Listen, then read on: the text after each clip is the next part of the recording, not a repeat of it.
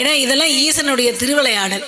அப்படிப்பட்ட அந்த ஞான பழத்தை நான் வாங்கிடணும்னு போட்டி போட்டு மயில் மீது ஏறி இந்த உலகத்தை 3 முறை சுற்றி வந்து உடனே இந்த பழத்தை எடுத்துக்கிறேன்னு போனவருக்கு ஏமாற்றம்.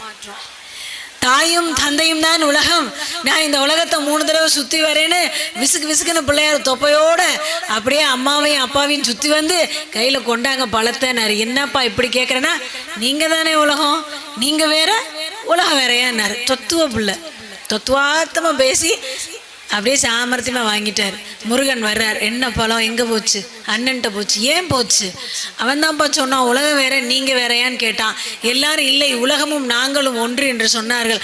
அப்போ உங்களை சுற்றி பழத்தை வாங்கிக்கிறேன்னு வாங்கிட்டான்ப்பா. என்னப்பா செய்ய?